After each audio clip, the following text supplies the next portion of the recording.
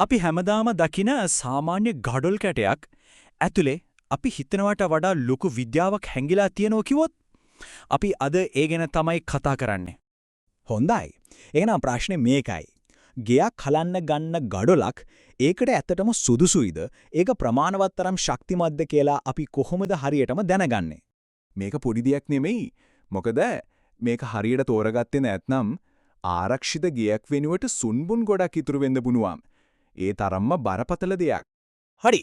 එහෙනම් අපි කෙලින්ම යමු පළවෙනි ඒ වගේම වැදගත්ම ටෙස්ට් එකට. ඒ තමයි ශක්ති පරීක්ෂණය.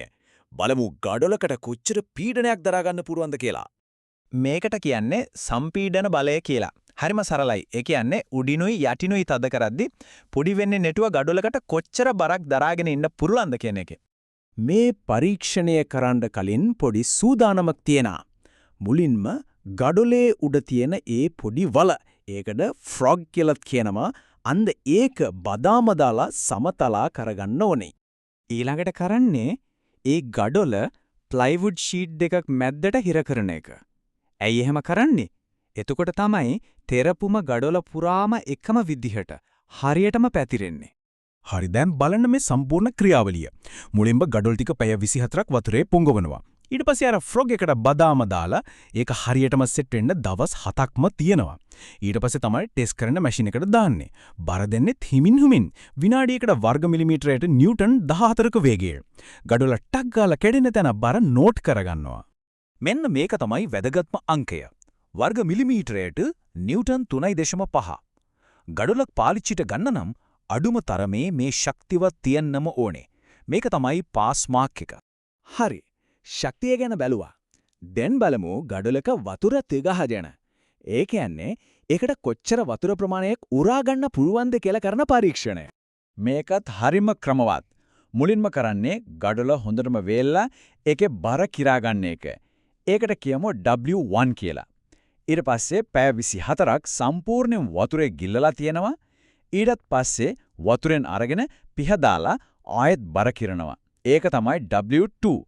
අනේ බර දෙකේ වෙනසෙන් තමයි කොච්චර වතුර උරාගෙනද කියලා ප්‍රතිශතයක් විදිහට හොයාගන්නේ. ගඩොල් වලත් පන්ති තියෙනවා. බලන්න මේක. පළවෙනි පන්තියේ ඒ කියන්නේ හොඳම වර්ගයේ ගඩොලක් නම් 20ක් පාදිශතයට වඩා වතුර උරා ගන්න බෑ. හැබැයි අධිශක්ති ඒ කියන්නේ හෙවි ඩියුටි ගඩොලක් නම් ඒක 5 පාදිශතයට වඩා අඩු වෙන්න ඕනේ. වතුර උරා ගන්න ගතිය අඩු වෙන තරමට ගඩොල හොඳයි. හොඳයි. අපි දැන් යමු ඊළඟ පරීක්ෂණයට. මේක ටිකක් වෙනස්. මේකෙන් බලන්නේ ගඩොල ඇතුලේ දිය වෙන ලවණ තියනවද?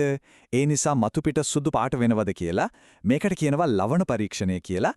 ඔය සුදු පාටට කුඩු වගේ මතුවෙන දෙයට කියන නම තමයි පුෂ්පණය. නැත්තම් එෆ්ලොරෙසන්ස්. වෙන්නේ මෙහෙමයි. ගඩොලට වතුර උරාගත්තම ඒක ඇතුලේ තියෙන ලවණ වතුරේ දිය වෙනවා.